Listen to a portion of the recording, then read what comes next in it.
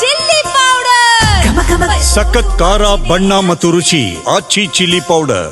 ಪುನಾರಚನೆಯ ಚರ್ಚೆ ಬೆನ್ನಲ್ಲೇ ರಾಜಕೀಯ ಚಟುವಟಿಕೆ ಕ್ಯಾಬಿನೆಟ್ ಸೇರೋದಕ್ಕೆ ಗಡಿ ಜಿಲ್ಲೆ ಬೆಳಗಾವಿ ಆಕಾಂಕ್ಷಿಗಳ ಕಸರತ್ತು. 5 ನಾಯಕರು ಬೆಂಗಳೂರು ದೆಹಲಿ ಮಟ್ಟದಲ್ಲಿ ಲಾಬಿ, 4 ಲಿಂಗಾಯತ ಕೋಟ, ಓರ್ವ ಮೈನಾರಿಟಿ ಕೋಟದಲ್ಲಿ ಲಾಬಿ.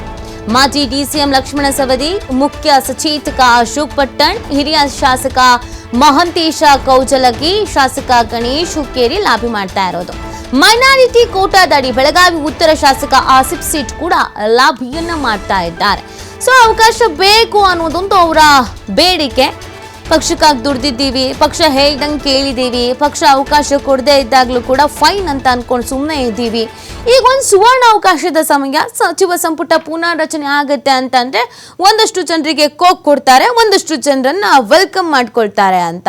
ಸೊ ನಮ್ಮನ್ನ ಯಾಕೆ ನೀವು ವೆಲ್ಕಮ್ ಮಾಡ್ಕೋಬಾರ್ದು, ನಮ್ಗೆ ಯಾಕೆ ಅವಕಾಶ ಕೊಡಬಾರ್ದು ಅಂತ ಒಂದು ಪ್ರಯತ್ನ ಅನ್ನೋದು ಇರಬೇಕಲ್ಲ. ಅವಕಾಶ ಸಿಗುತ್ತಾ ಇಲ್ವಾ ಸೆಕೆಂಡ್ರಿ, ಬಟ್ ಪ್ರಯತ್ನನೇ ಮಾಡದೆ ಸುಮ್ಮನೆ ಮನೇಲಿ ಕೂರೋದಕ್ಕಾಗಲ್ವಲ್ಲ. ಅದಕ್ಕೆ ಇವರೆಲ್ಲ ಲಾಬಿ ಮಾಡ್ತಾ ಇದ್ದಾರೆ. ಯಾರ್ಯಾರ ಹತ್ರ ಕೇಳ್ಕೊಳ್ಬೇಕು, ಯಾರ ಮುಖಾಂತರವಾಗಿ ಹೋಗ್ಬೇಕು, ಯಾರ ಮುಖಾಂತರವಾಗಿ ಹೋದ್ರೆ ವರ್ಕೌಟ್ ಆಗುತ್ತೆ ಅನ್ಕೊಂಡು ಕೆಲವರು ಸಿಎಂ ಥ್ರೋನೇ ಹೋಗ್ತಿದ್ದಾರೆ, ಕೆಲವರು ಡಿಸಿಎಂ ಥ್ರೋ, ಇನ್ ಕೆಲವರು ಮಲ್ಲಿಕಾರ್ಜುನ ಖರ್ಗೆ ಅವ್ರ ಹತ್ರ, ಮತ್ತು ಕೆಲವರು ರಾಜ್ಯ ಉಸ್ತುವಾರಿ ಅವ್ರ ಹತ್ರ. ಸೊ ಹೆಂಗೋ ಒಂದು ನಮ್ಗೆ ಅವಕಾಶ ಸಿಕ್ಕಿದ್ರೆ ಸಾಕು, ಸಚಿವ ಸಂಪುಟದಲ್ಲಿ ಒಮ್ಮೆ ಸ್ಥಾನ ಸಿಕ್ತು ಅಂತಂದ್ರೆ ಸಾಕು ಅಂತ ನೀವು ಹೇಳ್ದಂಗೆ ಕೇಳಿದ್ದೀವಿ, ಇಲ್ಲಿವರೆಗೂ ಕಾದಿದ್ದೀವಿ. ಈಗಲಾದರೂ ನಮ್ಮ ಬಗ್ಗೆ ಸ್ವಲ್ಪ ಗಮನ ಹರಿಸಿ, ನಿಮ್ಮ ನೋಟ ನಮ್ಮ ಕಡೆ ಇರಲಿ ಅನ್ನುವಂಥ ನಿಟ್ಟಿನಲ್ಲಿ ಲಾಭಿ ಮಾಡ್ತಾ ಇದ್ದಾರೆ.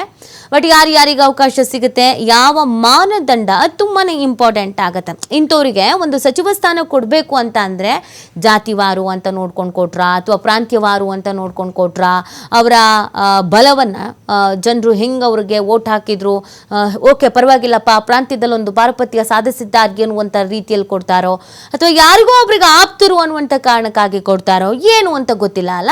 ಸೊ ಆ ಮಾನದಂಡದ ಮೇಲೆ ಆಯ್ಕೆ ಆದ್ರೂ ಕೂಡ ತಮ್ಮದೇ ರೀತಿಯಾದಂಥ ಕಸರತ್ತನ್ನ ಲಾಭಿಯನ್ನ ಮಾಡೋದನ್ನ ಮರ್ತಿಲ್ಲ. ಸಾಲು ಸಾಲಾಗಿ ನಿಂತು ಬಿಟ್ಟಿದ್ದಾರೆ.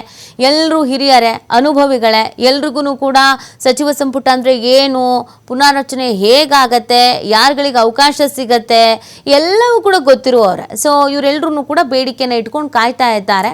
ಯಾರ ಬೇಡಿಕೆ ಫಲಿಸುತ್ತೆ ಅನ್ನೋದು ತುಂಬಾ ಇಂಪಾರ್ಟೆಂಟ್ ಆಗುತ್ತೆ. ನೋಡಿ, ಸಂಪುಟ ಸೇರಲೆಂದೇ DCC ಬ್ಯಾಂಕ್ ಕಣದಿಂದ ಹಿಂದೆ ಸರಿದಿದ್ರು ಪಟ್ಟಣ್ಣವರು.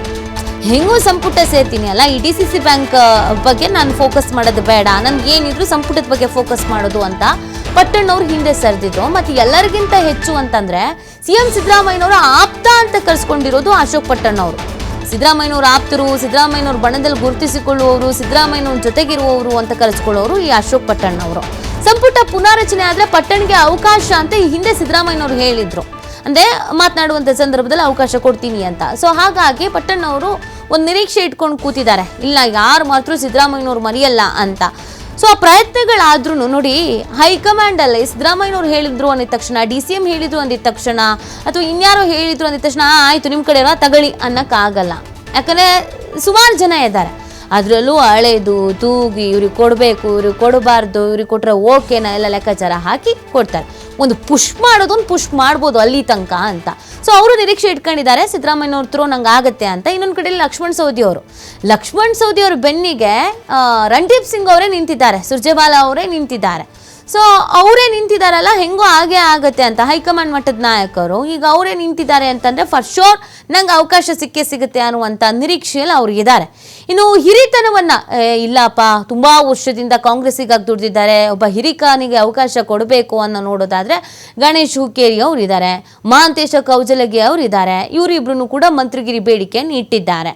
ಸೊ ನೋಡಿ, ನಾವು ಇಲ್ಲಿವರೆಗೂ ಪಕ್ಷ ಹೇಳ್ದಂಗೆ ಕೇಳಿದ್ದೀವಿ, ನಾವು ಹಿರಿಯರಿದ್ದೀವಿ, ಪಕ್ಷಕ್ಕಾಗಿ ದುಡ್ದಿದ್ದೀವಿ, ನಮ್ಗೆ ಅವಕಾಶ ಕೊಡ್ತಿದ್ರೆ ಹೆಂಗೆ ಅನ್ನೋದು ಅವ್ರ ಪ್ರಶ್ನೆ.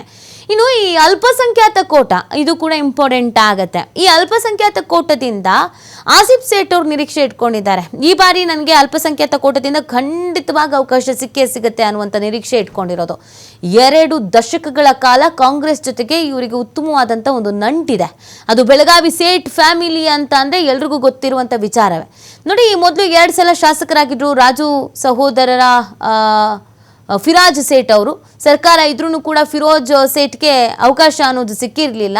ಸೊ ಈ ಸಲ ಮಂತ್ರಿ ಸ್ಥಾನ ಪಡಿಲೇಬೇಕು ಅಂತ ಸೇಠ್ ಬ್ರದರ್ಸ್ ಕಸರತ್ತು ಮಾಡ್ತಾ ಇದ್ದಾರೆ. ನಮ್ಗೆ ಅವಕಾಶ ಬೇಕೇ ಬೇಕು, ಸಿಗುತ್ತೆ, ಕೊಡ್ತಾರೆ ಎನ್ನುವಂಥ ನಿರೀಕ್ಷೆನ ಇಟ್ಕೊಂಡು ಅವರು ಕೂಡ ಕಾಯ್ತಾ ಇದ್ದಾರೆ. ಹೀಗೆ ಬೆಳಗಾವಿಯಲ್ಲಿ ಅನೇಕ ನಾಯಕರುಗಳು ನಮಗೆ ಅವಕಾಶ ಸಿಗತ್ತೆ ಅಥವಾ ಸಿಗಬೇಕು ಅನ್ನುವಂಥ ನಿರೀಕ್ಷೆಯನ್ನು ಇಟ್ಕೊಂಡು ಕಾಯ್ತಾ ಇರೋದು. ಗೊತ್ತಿಲ್ಲ ಯಾರ ಕೈ ಮೇಲ್ಗೈ ಆಗುತ್ತೆ, ಯಾರಿಗೆ ಅವಕಾಶ ಸಿಗತ್ತೆ ಅಂತ. ಎಲ್ಲರೂ ಒಂದು ಪಾಸಿಟಿವ್ ಆಗಿ ಒಂದು ನಂಬಿಕೆಯನ್ನು ಇಟ್ಕೊಂಡು ಕೂತಿದ್ದಾರೆ, ಇಲ್ಲ ಆಗ್ಬೋದು ಈ ಬಾರಿ ನನಗೆ ಅಂತ.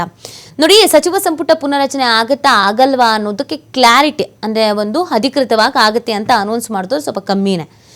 ಆಗಬಹುದಾದ ಲಕ್ಷಣಗಳು ನಡವಳಿಕೆಯಿಂದ ಚಟುವಟಿಕೆಗಳಿಂದ ಕಂಡು ಬರ್ತಾ ಇರೋದು. ಸೊ ಹಾಗಾಗಿ ಈ ನಾಯಕರುಗಳು ಲಾಬಿ ಮಾಡ್ತಾ ಇದ್ದಾರೆ.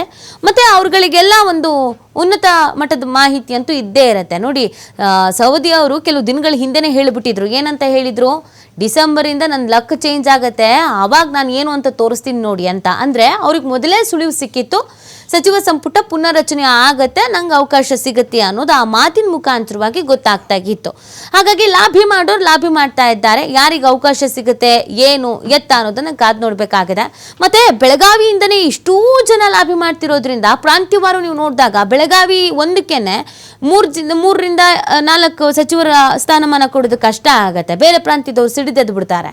ಸೊ ಹಾಗಾಗಿ ಅಳೆದು ತೂಗಿ ಒಬ್ರಿಗೋ ಇಬ್ರಿಗೋ ಸಿಗ್ಬೋದು. ನೀವು ನಿರೀಕ್ಷಿತರ ಸಂಖ್ಯೆ ನೋಡಿದ್ರೆ ಹನುಮಂತನ ಬಾಲದ ಥರ ಇದೆ. ಎಲ್ರಿಗೂ ಅವಕಾಶ ಬೇಕು, ಎಲ್ರಿಗೂ ನಾವು ಸಚಿವ ಸಂಪುಟಕ್ಕೆ ಸೇರಬೇಕು, ಸಚಿವರಾಗಬೇಕು ಅನ್ನೋ ಮಹಾ ಆಕಾಂಕ್ಷೆ ಇರೋದು. ಬಟ್ ಯಾರಿಗೆ ಸಿಗುತ್ತೆ ಅನ್ನೋದು